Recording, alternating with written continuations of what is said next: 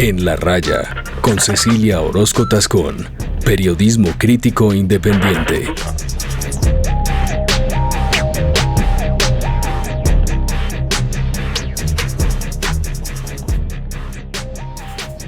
Hola, soy Cecilia Orozco y este es el podcast de la revista Raya.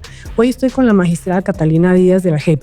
Ella pertenece a la Sala de Reconocimiento de Verdad y esta semana dio noticia porque ella es la líder de la investigación en el subcaso, se llama así, de Antioquia en cuanto a falsos positivos, es decir, muertes dadas como si fueran bajas en combate cuando en realidad eran asesinatos de civiles que no tenían nada que ver con el conflicto. Esto es en el periodo 2004-2007, periodo que corresponde al gobierno Uribe. Magistrada, muchas gracias por estar con nosotros en el podcast En la Raya. No, muchas gracias por la invitación, es un gusto estar aquí. Bien, esta semana usted dio una noticia muy importante, una gran imputación a militares, un número grande de militares por los falsos positivos. Sí. Usted pertenece a la Sala de Reconocimiento de Verdad. Así es. ¿Y qué caso específico usted trató esta semana? Bueno, esta semana expedimos el auto de determinación de hechos y conductas por el cual, determinamos lo que ocurrió en todo el departamento de Antioquia durante los años 2004 a 2007 en relación con los asesinatos y desapariciones forzadas cometidos por miembros de la fuerza pública para presentar a las víctimas como falsas bajas en combate. Unas pocas especificaciones para poder avanzar. ¿Por qué es solamente el caso Antioquia? No cubre otros territorios fuera de Antioquia. Es importante, este es el auto de determinación de hechos y conductas número 7 que hemos expedido en el caso. Yo lideré la investigación en el Catatumbo, norte de Santander, donde ya expedimos ese auto hace ya varios años. Hemos expedido autos de esta misma naturaleza con respecto a los hechos en el Casanare, en Costa Caribe, en el Huila, en Dabeiba. Este es el auto número 7 y es importante notar que lo que encontramos en Antioquia para los años 2004 a 2007 corrobora lo que habíamos encontrado ya en todos los otros territorios críticos. Por eso hemos llegado a la conclusión de que se trata de un patrón de conducta criminal. Eso es importante. En todo el país. Más adelante hablaremos de eso. Entonces, sí. En este caso estamos hablando caso Antioquia. Sí, señora, caso Antioquia. Bueno, segundo, ¿por qué ustedes le llaman, veo que en sus escritos, en su documentación, dicen asesinatos y desapariciones forzadas presentadas como bajas en combate por agentes del Estado? ¿Por qué omiten la palabra? Entiendo que es mediática y que no es jurídica, pero se entiende y se comprende mucho más falsos positivos o la internacional ejecuciones extrajudiciales. Sí, buena pregunta. Técnicamente, en términos del Código Penal y del Derecho Penal Internacional, son asesinatos y desapariciones forzadas. Eso es así, clarísimo, asesinatos y desapariciones forzadas en términos penales. Y el propósito, y esto los distingue de otras ejecuciones extrajudiciales, el propósito estratégico de esos crímenes es presentar a personas, en su inmensa mayoría civiles, que fueron asesinadas en estado de indefensión, que no participaban de las hostilidades, eran ajenas al conflicto y las asesinaron para presentarlas falsamente como bajas en combate. En las decisiones que expedimos, a veces usamos la palabra ejecuciones extrajudiciales también. O sea, estos asesinatos también son ejecuciones extrajudiciales. Y yo personalmente considero que la expresión falsos positivos, francamente, es muy gráfica. A mí me parece muy, muy ilustrativa. Pero entiendo, algunas organizaciones de víctimas prefieren que se use la expresión ejecuciones extrajudiciales. Sí, la sienten un poco ofensiva. La sienten un poco ofensiva. Aunque hay otras organizaciones, por ejemplo, las madres de falsos positivos de Soacha y ahora Colombia, se llaman así, MAFAPO, madres de falsos positivos. Bien. Pero los tres términos, en últimas, significan lo mismo. Mismo fenómeno criminal. Señora. ¿Por qué? La otra pregunta, y ya entramos en materia. ¿Por qué toman el periodo específico 2004 y 2007 y no 2002-2004, en donde ocurrieron hechos gravísimos, tan graves como el que investigaron? Bueno, de hecho, en el caso Antioquia de falsos positivos, este es el segundo auto de determinación de hechos y conductas. Ya habíamos expedido el auto respecto al periodo 2002-2003. En ese auto imputamos al general Mario Montoya Uribe, que era en su momento, para ese periodo del 2002-2003, comandante de la Cuarta Brigada del Ejército. En esa decisión esclarecimos 140 hechos, asesinatos de falsos positivos, y encontramos que había un patrón, encontramos que habría también una política de facto de conteo de cuerpos, sobre eso hablaremos más adelante, y decidimos en relación con el general Montoya y con otros. El general Montoya fue imputado también por los ¿cuántos falsos positivos? 140. 140. Por eso no aparece aquí. No es que no tenga responsabilidad, Exacto. Sino que es otro periodo. Claro, que la dimensión de Antioquia en términos de estos crímenes es tan grande. O sea, Antioquia es el departamento de Colombia que tiene el mayor número de falsos positivos en todo el país. Es una cuarta parte de todos los falsos positivos del país. Y era tan grande la investigación que teníamos que abordar que decidimos separarla en dos periodos en función de las comandancias de la Cuarta Brigada. Y entonces, por eso, en agosto de 2003 expedimos una primera decisión que cubre los años 2002-2003, en agosto de 2023, ¿no? Y hoy, pues, expedimos la decisión que cubre 2004 a 2007, donde imputamos otros 3 comandantes de la Cuarta Brigada. Después que fueron comandantes de la Cuarta Brigada, sí. Después de Montoya. Sí. ¿Cuántos generales fueron comandantes de la Cuarta Brigada que están imputados en este caso? En este caso, para el periodo 2004-2007, imputamos a 3 generales comandantes de la Cuarta Brigada sucesivos. El general González Peña sucede a Montoya, luego el general Pico Hernández sucede a González Peña y el general Rodríguez sucede a Pico. Y después de ellos, ustedes imputaron a otros oficiales. ¿Cuántos y en qué rangos? Bueno, nosotros imputamos en total 41 personas, 4 generales, 35 oficiales y suboficiales. Imputamos más de 10 coroneles, muchos de esos coroneles comandantes de los batallones. Es importante, aquí investigamos 6 batallones distintos. Todos pertenecientes a la Cuarta Brigada. A la Cuarta Brigada. Es el subcaso donde hemos investigado un mayor número de batallones. Por eso esta es una investigación realmente de una envergadura muy grande. Uh-huh. Ellos son los máximos responsables en estos casos. ¿Qué pasa con los de abajo, con los que tenían rangos menores que obedecían órdenes? Sí, justamente el modelo de justicia transicional del acuerdo de paz que está hoy en la Constitución y en la ley dispone básicamente lo siguiente: que se investigue y se establezca la responsabilidad, y si pues ellos no reconocen, se juzgue y se sancione a los máximos responsables de crímenes de guerra, de crímenes cometidos en el marco de la guerra. Y para quienes no son máximos responsables, si contribuyen con el esclarecimiento de los crímenes, procede incluso la renuncia a la persecución penal. Esto es bien importante, El acuerdo de paz trae un aprendizaje muy grande del proceso penal especial de justicia y paz con los paramilitares. Y es que es imposible investigar, juzgar y sancionar a todos los que participaron en todos los crímenes de la guerra en Colombia.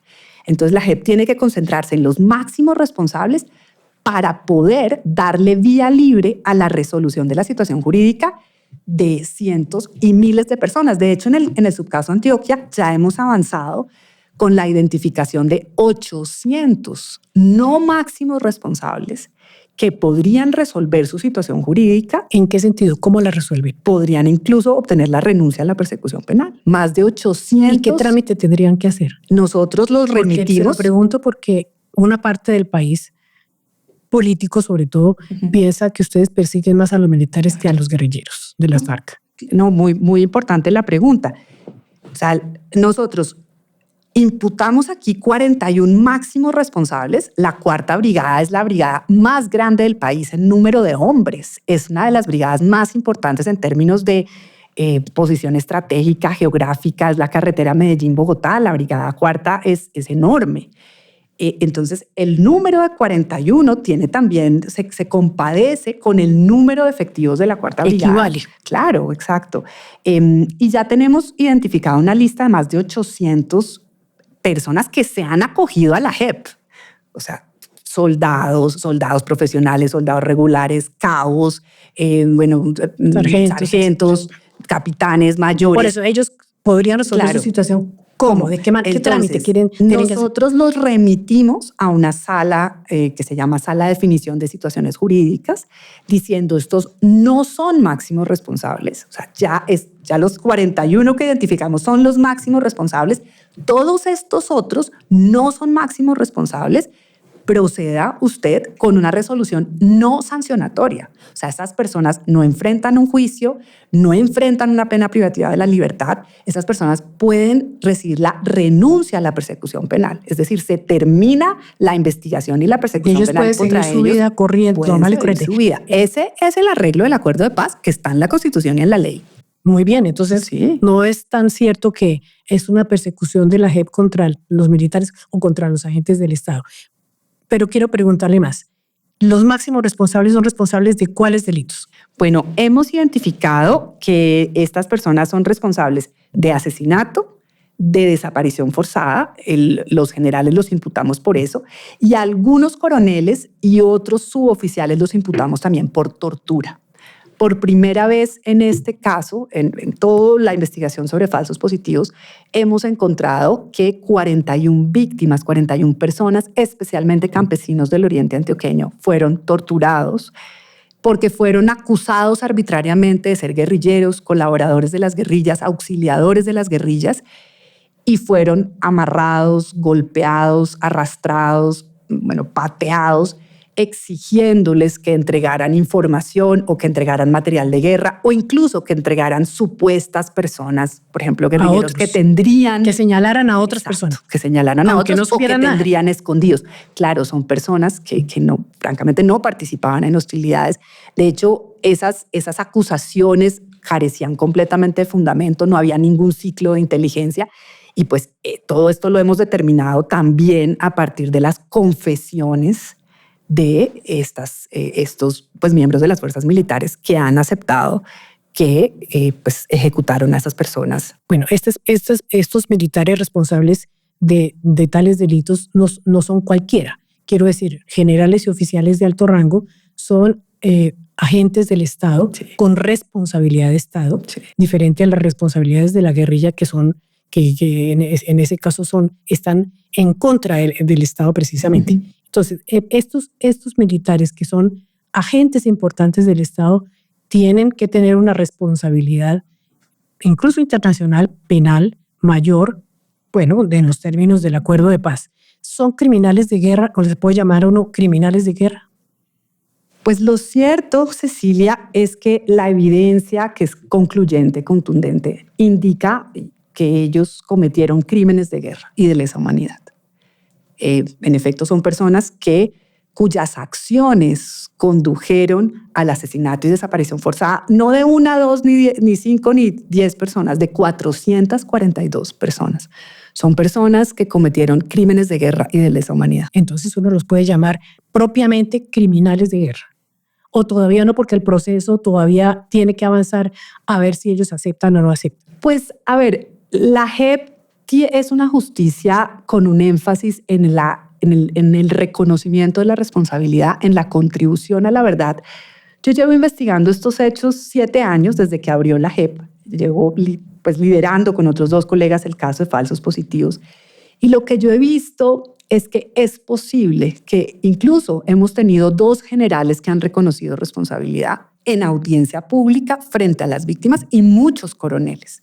Yo lideré la primera audiencia pública en Ocaña, norte de Santander, Catatumbo, y vi cómo coroneles, comandantes de batallón fueron capaces de mirar a las víctimas a los ojos y decir, sí, yo lo hice, y explicar por qué lo hicieron y entender el dolor de las víctimas. Entonces, por eso yo no quisiera y no me gusta como simplemente mantener la identidad de criminales de guerra. Yo creo en la transformación y yo creo en que esta justicia digamos, puede generar escenarios de reconocimiento. Entonces yo creo que es decir, estas personas cometieron crímenes de guerra y de lesa humanidad y ahora viene, y ahora está ahí, ¿qué viene? Y ahora viene una oportunidad de 30 días hábiles para que ellos le digan a la JEP, reconozco o no reconozco. Eso se hace primero por escrito. Y fíjese usted, Cecilia, la tasa de reconocimiento de la JEP es muy alta, 90%. 90% de nuestros Pero imputados, no en el nivel de los generales. Pues sí, es verdad. En el nivel de los generales es más baja, pero hay que decir, también tenemos 2 generales. Uno, comandante de la entonces Brigada 30, ¿Nombre? el Catatumbo, Paulino Coronado, que reconoció responsabilidad. Y el otro, muy importante en el Casanare, Torres Escalante, en audiencia pública. Yo estuve en esa audiencia en Yopal, una audiencia muy dura, muy dura.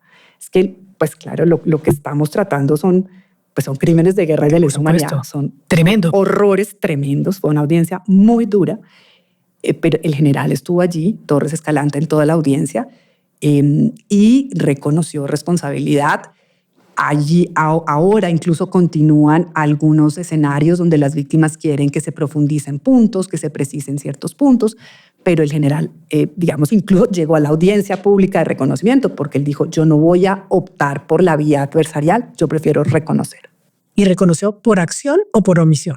En los 2 casos. En el caso primero de Paulino Coronado, la sala lo imputó por omisión, responsabilidad de mando, y él reconoce no haber hecho lo que debería haber hecho. Sí, ¿Y en el segundo caso? En el segundo caso, la responsabilidad es un poco más alta.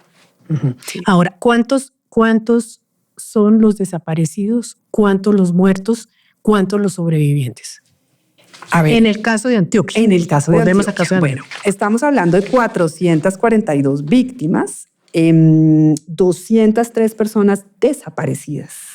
Es que es un número muy grande. Alto. 203 personas desaparecidas. Perdone, repíteme, por favor. 442 víctimas. De ellas, 8 sobrevivieron, que lograron escapar, ¿no? 8 sobrevivieron, 203 desaparecidos. Y aquí una novedad de esta investigación, 41 personas torturadas. ¿Y de cómo determinan ustedes cuáles fueron, o sea, simplemente los asesinados como si fueran presentados como falsas bajas en combate? ¿Cuáles los desaparecidos? Es decir, ¿son casos de personas cuyo destino todavía no se conoce? ¿No han aparecido los cuerpos? No, buena pregunta. La inmensa mayoría de esas personas afortunadamente ya desaparecieron. Ya aparecieron sus restos. Sí, claro. Estos hechos ocurrieron hace 20 años. Pero es importante, la sala lo califica como desaparición forzada porque esas personas estuvieron desaparecidas. Ok. O sea, entiendo.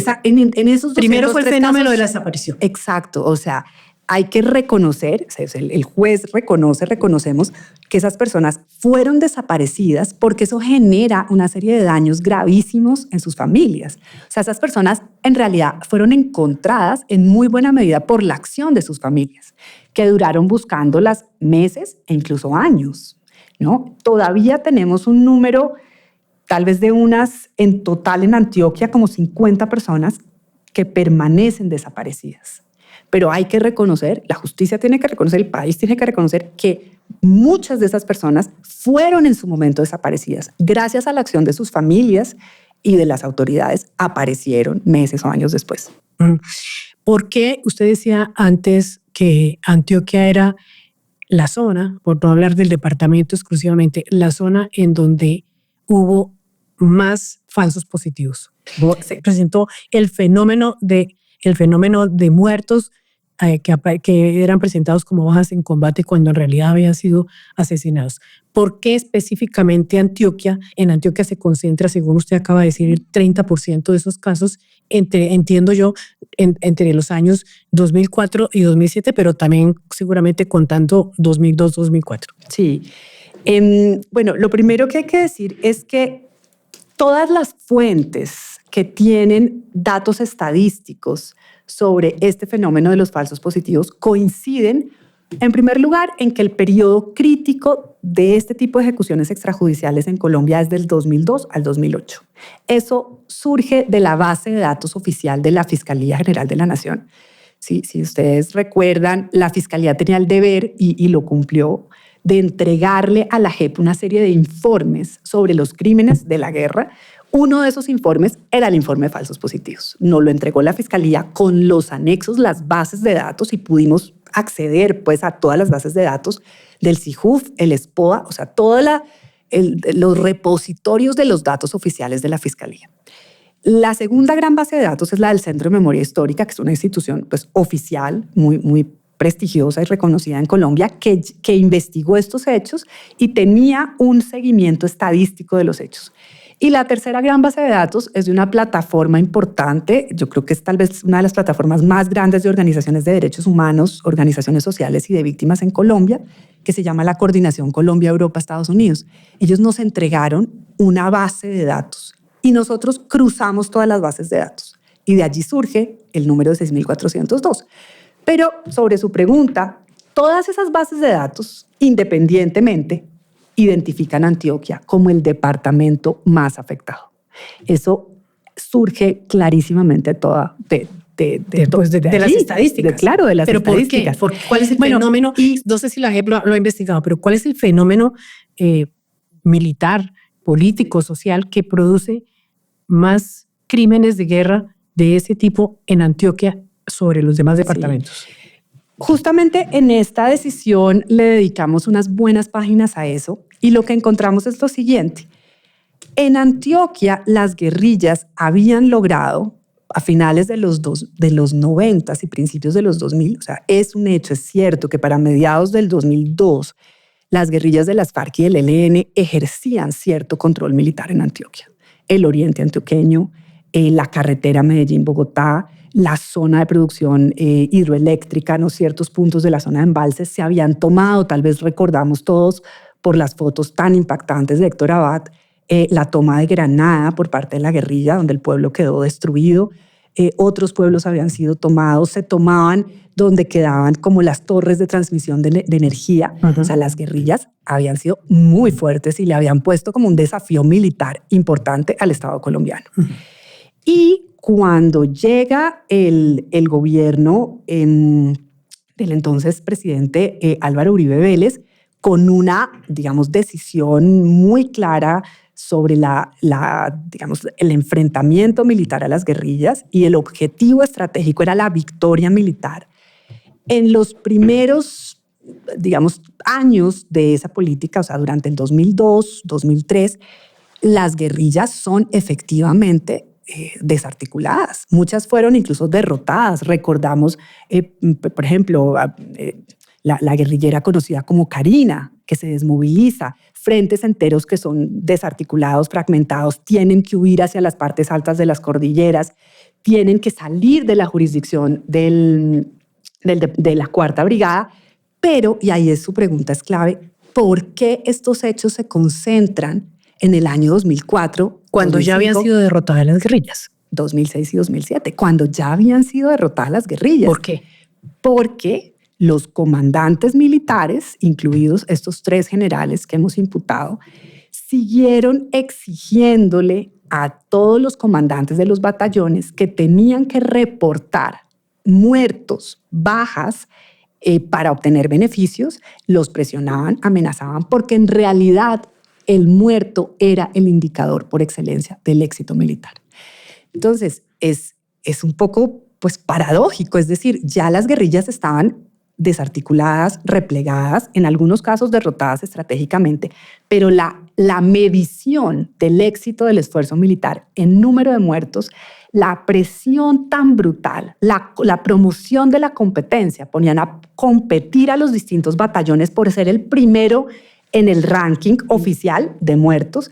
Eso fue lo que generó que una vez derrotadas, replegadas las guerrillas, pues se produjeran 442, por lo menos, asesinatos de personas en estado de indefensión para ser presentadas como falsas bajas en combate. De todas maneras, llama la atención que haya sido precisamente en Antioquia que esa política haya tenido de crímenes Sí. de guerra haya tenido tanto éxito. Sin embargo, entonces, de todas maneras se estaban presentando en muchas otras zonas Sí, que usted ya sí, mencionó. sí. Ese que se llama política de conteo de cuerpos fue entonces generalizado en el territorio colombiano. Sí, yo considero que hoy podemos decir que todos los elementos que verificamos para el caso de Antioquia ya los habíamos visto en el Catatumbo, en el Casanare, en la Costa Caribe, en Dabeiba, también en Antioquia, en el Huila, esta obsesión, francamente, con el muerto, con que lo único que representaba la victoria militar era el muerto, y todos tal vez recordamos haber visto esas exposiciones tan escalofriantes de cuerpos tendidos sobre una mesa como Así es. esta, con cintelitas militares, ¿no? Esas telas camufladas en ruedas de prensa, ¿no? En ruedas de prensa ante los medios de comunicación, exponiendo esos cuerpos como el trofeo de la guerra, como la constatación de que se estaba ganando la guerra, como el ejemplo, la manera de mostrar que una unidad militar era exitosa. Eso fue lo que pasó, esa fue la política. Y en ese contexto de ese mensaje tan fuerte y tan contundente de que aquí lo único que importa son los muertos, pues los suboficiales, los comandantes de los pelotones de las baterías, en esa presión tan brutal, y también por obtener condecoraciones y permisos y medallas y irse al Sinaí, pues presentaban muertos. Bueno, pero no sé si usted podrá avanzar. Yo en mi condición de periodista por lo menos puedo hacer el interrogante.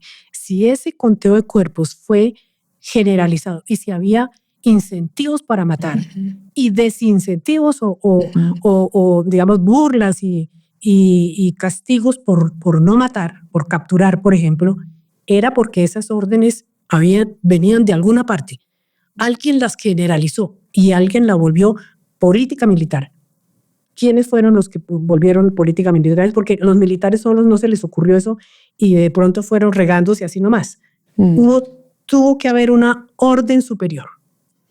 Pues justamente esta investigación ha sido como por capítulos, ¿no? Estamos en los capítulos territoriales.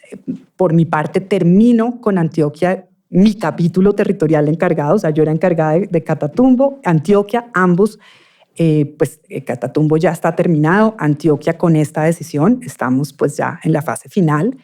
Y la gran pregunta es la que usted hace. La gran pregunta es la que usted hace.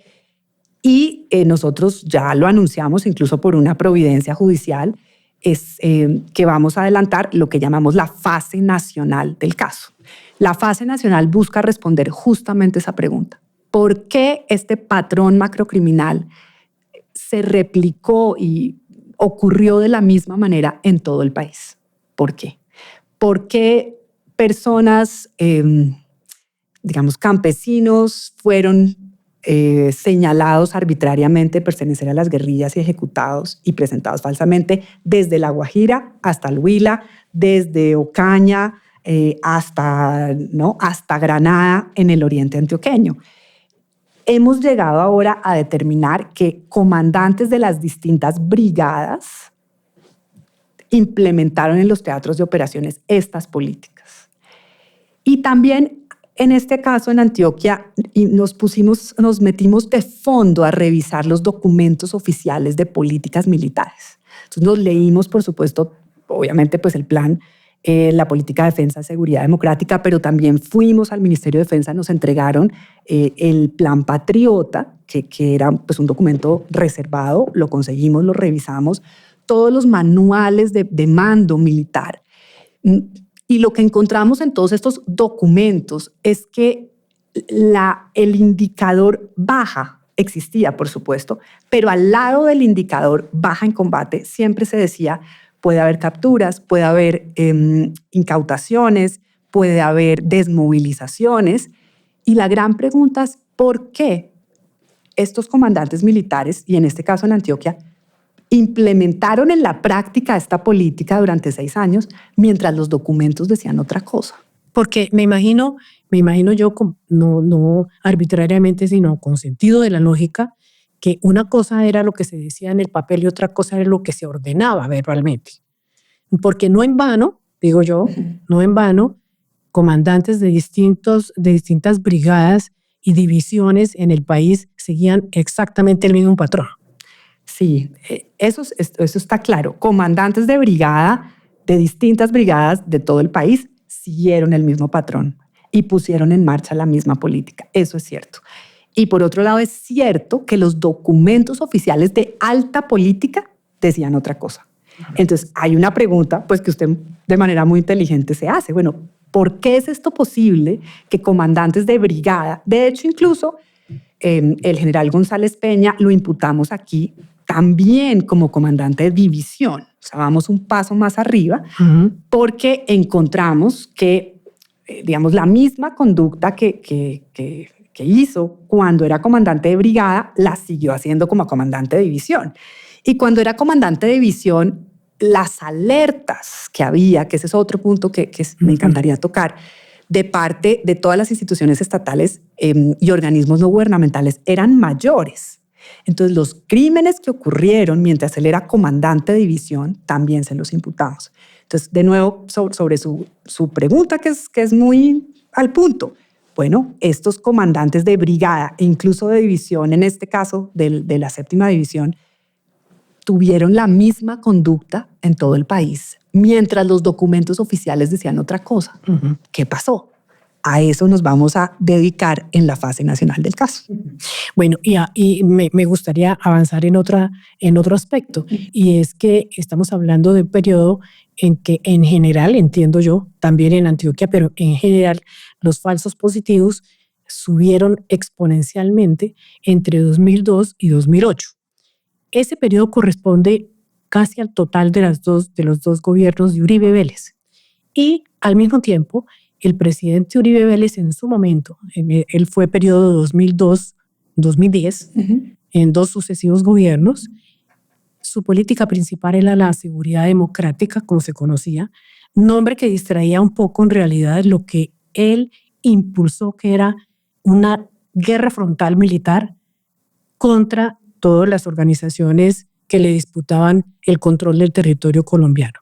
Todos sabemos lo que pasó, entonces me imagino yo que por eso el expresidente Uribe se siente tan inquieto y tan molesto con estas investigaciones, porque si bien la JEP no puede investigar, no tiene competencia para investigar la conducta de ningún presidente de la República, sí puede por lo menos sacar unas conclusiones, y me imagino yo que compulsarle copias a la Comisión de Acusaciones de la Cámara, que sí es competente para investigar a los presidentes. ¿Por qué le digo yo esto? Porque mínimo la responsabilidad política se puede plantear.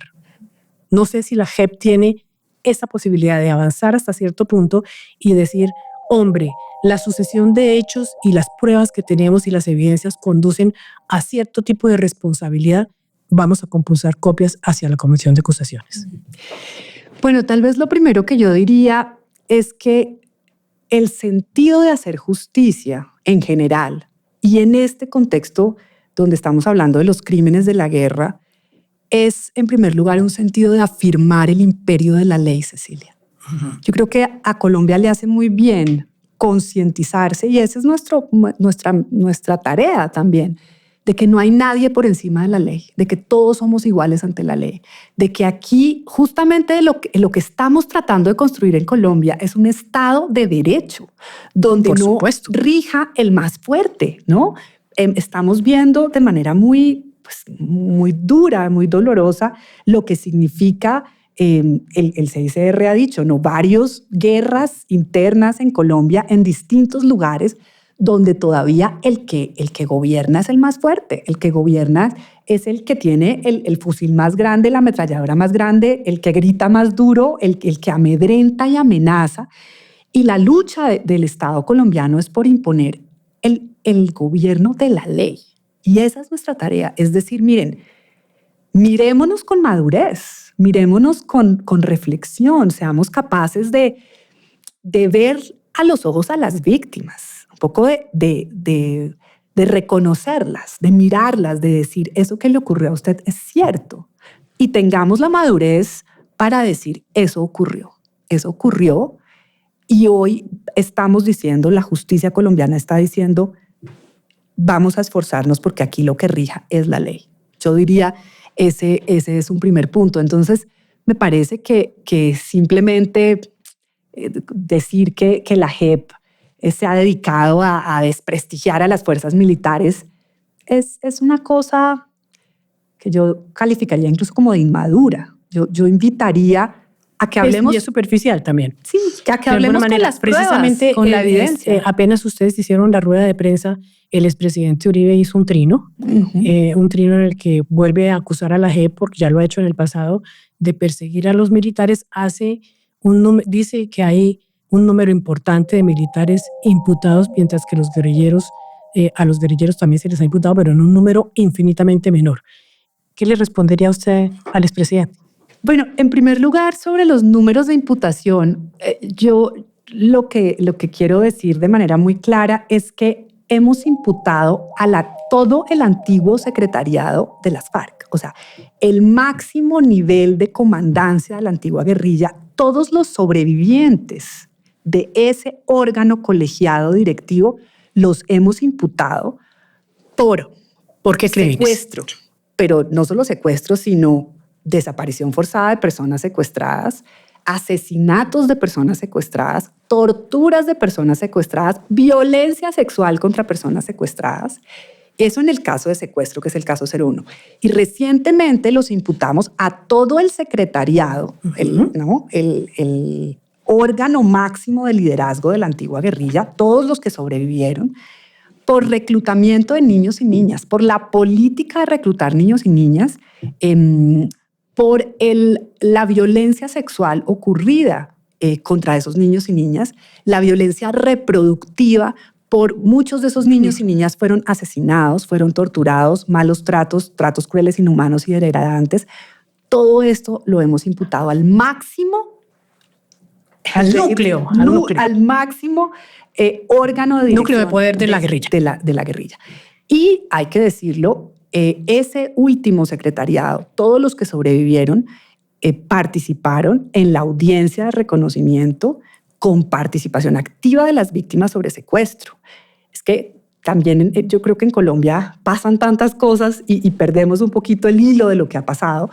Si recuerda usted, en la biblioteca Virgilio Barco, aquí en Bogotá, durante 3 días hicimos una audiencia con todos los miembros del secretariado, donde ellos le pusieron la cara al país, a las víctimas, por la política de secuestrar personas, o por razones políticas o por razones económicas, el canje humanitario, en fin, dedicamos 3 días a eso.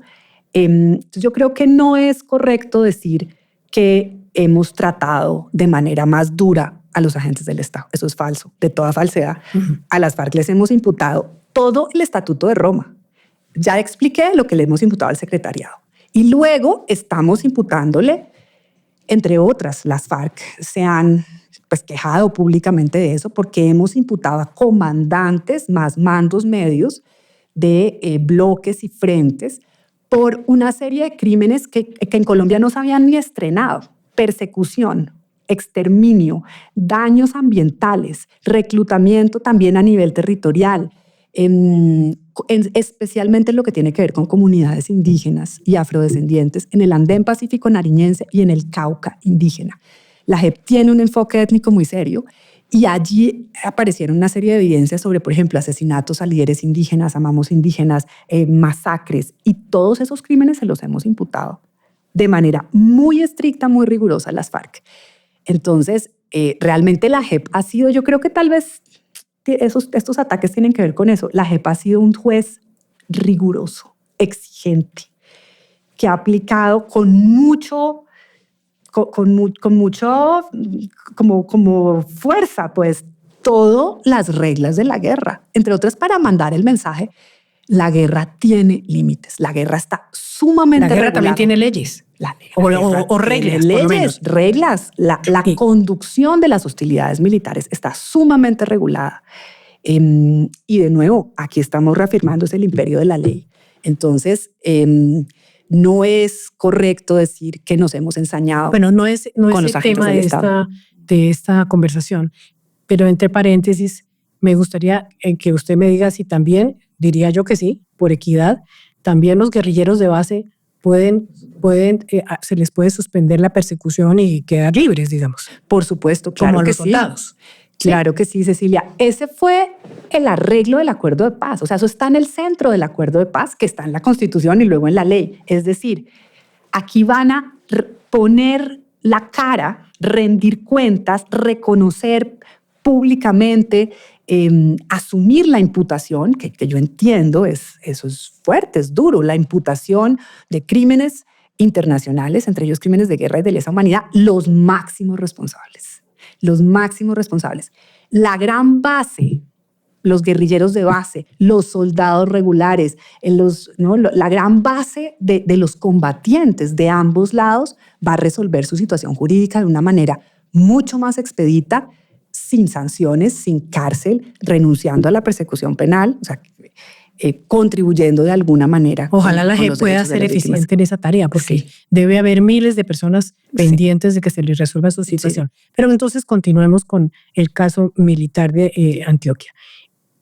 Hay una parte que leí en un resumen pequeño sobre la decisión que ustedes tomaron que me impactó, y es que ustedes dicen, comillas, que dentro de los batallones, dentro de las unidades militares, se conformaron verdaderas organizaciones criminales, como cuando está uno hablando de bandas en la calle o de el Clan del Golfo, etcétera. Una organización criminal dentro de un batallón que uno supone que es la pureza militar del Estado.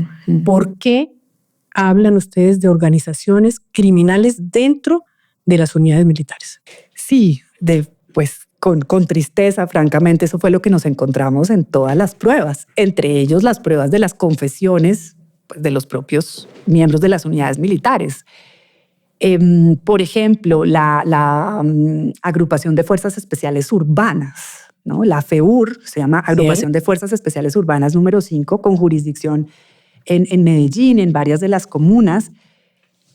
Claro, con esta presión tan brutal por mostrar muertos, y pues la dinámica, digamos, delictiva en una ciudad es distinta, ¿no? Entonces, realmente se dedicaron a hacer operaciones de noche, a atentar contra personas en situaciones muy vulnerables, personas desempleadas, habitantes de calle, vecinos de los barrios. Que estuviera caminando por ahí. E incluso llegamos realmente a ese escenario, el que estuviera caminando por ahí, porque la consigna era reportar muertos. No sirven las capturas, no hemos hablado suficiente de eso. Al lado de la consigna de reportar muertos, la consigna otra, hermana de esa, era las capturas son un problema. ¿Qué le pasaba en las investigaciones que ustedes hicieron? ¿Qué le pasaba a un soldado, a un sargento, a un cabo que llegara con un guerrillero capturado? Hay un caso que yo recuerdo mucho, me impactó, de una versión voluntaria, que este miembro de la unidad militar dice, mire, yo capturé como 3 personas y eran menores de edad o muy jóvenes, muy cerquita. Y casi que como castigo me hicieron encargarme de ellos varios días hasta encontrar una autoridad que me los recibiera. Nadie me los quería recibir. Entonces él dice, me tocó a mí de mi bolsillo pagarles el almuerzo, el desayuno, encontrar dónde hospedarlos, convencer a alguna autoridad que me los recibiera, y en eso me demoré varios días. Y alguien después me dijo, dice él, es que usted es muy bruto, es que usted los ha debido darlos de baja, pasarlos como positivos, claro. ¿Pero había castigo? O sea, ¿quedaba como excluido del grupo de los privilegiados? Lo que encontramos en estos programas de radio, que es la manera, digamos, por excelencia de comunicación de los comandantes militares con sus hombres, es que encontramos, es muy interesante esas pruebas porque son las notas oficiales que se turnaban, ¿no? El suboficial que estaba tomando notas de lo que se decía en el programa. Y entonces ahí incluso las notas muestran cómo unidades reportaban que tienen una captura. Tengo un capturado. Y entonces, en una de esas notas le dicen, uno de estos comandantes, de hecho, mucha captura, pero ninguna información que dé realmente para una baja. Entonces, las capturas eran desestimadas, eran, digamos, no vistas como un real resultado operacional, eran vistas como un problema. Es que ese era el lenguaje, el capturado va a salir libre, vuelve a incorporarse a la guerrilla o al grupo delincuencial, eso es un problema. Para decirlo en términos muy coloquiales, eso es un gallo. Un capturado es un gallo, eso es una cosa inmanejable. Aquí a lo que hay que dar es bajas. Entonces, ese mensaje que hace parte de lo que nosotros identificamos como la política de facto de conteo de cuerpos, pues fue contundente. Y eso, pues por supuesto, elevó el número de muertos y redujo pues, claro, las capturas. Ustedes conocieron, desde luego, casos, los tienen documentados, los casos de las víctimas, de cómo fueron llevados, cómo fueron, cuánto tiempo desaparecieron, quiénes fueron sus familias, cuándo aparecieron, en dónde aparecieron los cuerpos. Dígame uno de esos casos impactantes que a usted le ha dolido más que el resto, aunque supongo yo pues que como magistrados ustedes les toca ponerse un manto no de indiferencia, pero por lo menos de neutralidad para no llorar todos los días. Impresionante. Sí. Ahí nosotros hemos hecho varias audiencias públicas donde hemos escuchado a las víctimas. Hicimos en este marco del subcaso Antioquia de 2004-2007, hicimos una audiencia de 4 días, 2 días en Medellín, 2 días en el Oriente, esta vez en Carmen de Viboral. Y hay muchos casos que yo recuerdo, además, pues porque son en su inmensa mayoría mujeres. Y en este caso también, en esas audiencias, hubo chicos, ¿no? Hijos, ¿no? Hombres jóvenes, muchachos, hablando de sus padres. Y pues recuerdo muchos de esos casos, pero hay un testimonio que me impactó porque es muy evidente de lo que hemos encontrado. Es una mujer que asesinan su esposo. Ella tenía como 7 meses de embarazo, 3 hijos pequeños. A él llegan a su casa, esto es en el oriente antioqueño, en una zona rural, en una vereda. Llegan a su casa varios militares con 2 guías encapuchados, lo acusan de ser guerrillero, lo golpean, lo tumban, lo patean, lo amarran de manos. Y ella, una mujer con 7 meses de embarazo, 3 niñitos, va persiguiendo y se lo llevan a él de la casa. Y ella lo sigue a los militares y a su esposo y les ruega, por favor, que no lo vayan a matar, que no lo vayan a matar. Y ella cuenta en la audiencia, dice, es que a mí el soldado me dijo, yo no lo puedo liberar, porque para mí él es un resultado. ¡Qué barbaridad! Y ella dice, en su perplejidad, dice, para ese soldado era un resultado, para mí era todo en la vida. Era el padre de mis hijos, era mi sostén económico, era el amor de mi vida. Y es un testimonio tremendo, que me parece que ilustra de manera tan clara de lo que estamos hablando. Pues me parece que vale la pena que lo veamos. Sí, yo creo que todo lo que hemos conversado, démosle un que paso hay en esas palabras démosle un de paso esa mujer. video. Como me dijo un soldado, no se lo podemos entregar porque es que nosotros tenemos que dar resultados. Para él era un resultado. Para mí era todo en la vida porque yo dependía económica y totalmente de él. Mi amigo, mi compañero, en las buenas y en las malas, el padre de mis hijos, el amor de mi vida. Y sé que no lo volveré a revivir con todo lo que haga, pero sé que al menos el nombre de él quedará limpio. Bien, ahora, después de esta charla, quisiera preguntarle lo que muchos que se oponen de nuevo a la JEP se van a preguntar. ¿Cuáles son las pruebas que ustedes tienen que demuestren que lo que están diciendo es absolutamente cierto y exacto? Bueno, en este caso, como en todos, realmente nosotros, si en algo hemos sido muy rigurosos, es en la evidencia probatoria. Tenemos cientos de pruebas, Cecilia. Yo envié un equipo de 5 personas que se estuvieron semanas en los archivos de la 4ª Brigada y acopiaron cajas y cajas y cajas de documentos militares bueno, todos estos libros de programas de los que hemos hablado, comunicaciones oficiales, registros de todas las operaciones. Bueno, tenemos todas las versiones voluntarias. Hemos oído 146 miembros de las unidades militares de la Cuarta Brigada, desde soldados hasta generales. Y una cosa de la que no hemos hablado y no quisiera que termináramos sin hacerlo, y es de los informes, las denuncias, las alertas que habían hecho todas las instituciones estatales, nacionales y territoriales sobre lo que estaba pasando. Es que también hay que reconocer que y en Antioquia, Estado había. O sea, había Personería de Medellín, había Defensoría del Pueblo, había la Procuraduría. El gobernador de Antioquia había creado un comité institucional de derechos humanos de Antioquia, donde se reunían la Fiscalía, la Procuraduría, la Personería. Y todos los funcionarios sabían lo que estaba pasando. Pues lo que hemos encontrado hemos encontrado 33 comunicaciones oficiales dirigidas por la Defensoría, por la Procuraduría, por el CICR, por Naciones Unidas, entre otros, a estos comandantes militares diciéndoles: tenemos estas denuncias de desaparición forzada.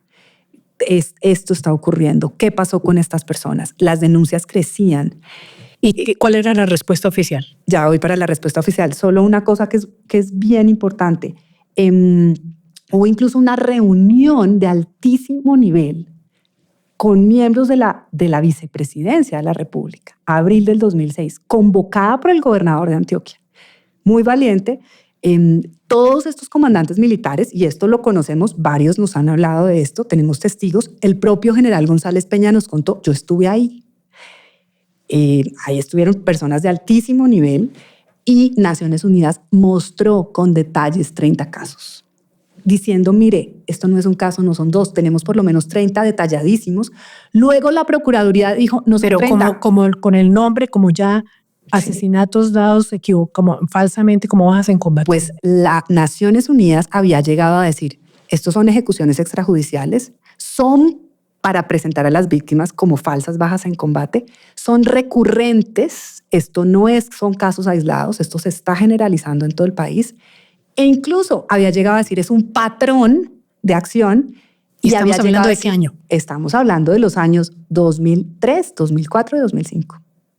E incluso habían llegado a decir: esto tiene todo que ver con la forma en que se están midiendo las unidades militares. Muy bien, entonces el fenómeno se conocía. El fenómeno se conocía. Y el gobierno, de nuevo vuelvo al gobierno civil, los militares reaccionaban violentamente, lo recuerdo perfectamente cuando había informes de prensa al respecto, como enemigos de las fuerzas militares, como trampa jurídica, como guerra jurídica, etcétera, etcétera. Yo me acuerdo de los rótulos porque pues yo ya era periodista hace mucho tiempo en ejercicio, y el gobierno civil también hablaba de enemigos vestidos de civil que le hacían el favor a la guerrilla.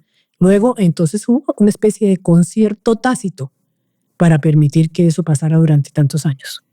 Pues Cecilia, nosotros encontramos en efecto que los comandantes militares dijeron, e incluso es muy interesante porque así lo narran El Espectador y El Colombiano en noticias. Nosotros también investigamos y nos fuimos al archivo del Colombiano incluso, en esas noticias donde reportan los informes de Naciones Unidas y de las organizaciones de derechos humanos, claro, toman la reacción de los generales. Y en una se refieren a González Peña y él dice claramente es que la guerrilla le ha declarado la guerra al ejército en dos vías, la militar y la política jurídica.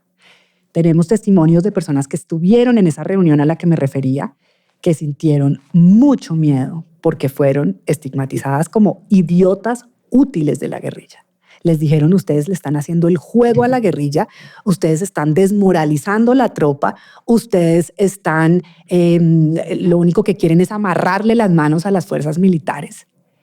Y es muy preocupante, Cecilia, que ese discurso se esté reeditando.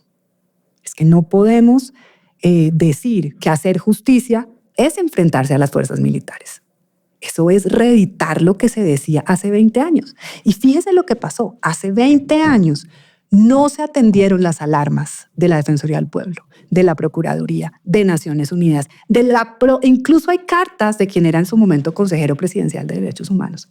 Todo eso se ignoró y se ignoró acusando a esas personas y a esas instituciones de hacerle el juego a la guerrilla, de ser idiotas útiles. Y miren lo que terminamos. No reeditemos ese camino. Yo creo que sí lo estamos reeditando lastimosamente, porque no es como si no hubiéramos aprendido de nuestra propia historia. En esta campaña presidencial están empezando a escucharse unas voces terribles. Ustedes desde la JEP, ¿cuál es el siguiente paso que van a dar en investigaciones de falsos positivos? Bueno, Para concluir. sí, entonces estamos ya muy cerca de terminar la fase territorial. Tenemos 7 grandes autos de determinación de hechos y conductas en los territorios que ya le mencionaba. Y lo que sigue es la fase nacional. Entonces, la gran pregunta es, como decíamos, ¿por qué esto ocurrió en todo el país? ¿Hay responsabilidades del nivel nacional o no? ¿Por qué mientras esto ocurría en la práctica, los documentos oficiales decían otra cosa? ¿Qué pasó allí? Eso es lo que vamos a determinar, esclarecer. Esa es nuestra siguiente fase. Muy bien, entonces esa es la fase en la que se podría tocar a funcionarios ya no militares sino civiles. Pues recordemos en primer lugar, Que la JEP no tiene... no tenemos competencia sobre No importa, pero ustedes pueden, insisto, en lo que le dije hace un rato, en las compulsas. Pues bueno, nuestro mandato en primer lugar es establecer lo que ocurrió con mucho rigor. Aquí es muy importante las pruebas, por eso yo digo, discutamos sobre lo que está probado. Hay que terminar la investigación y luego determinar judicialmente muchísimas gracias por haber estado aquí, por explicarnos en detalle esta investigación de la mediante. A usted, Cecilia, muchas gracias por la invitación. Gracias. En la Raya con Cecilia Orozco, un podcast de Revista Raya. Cada semana, un nuevo capítulo.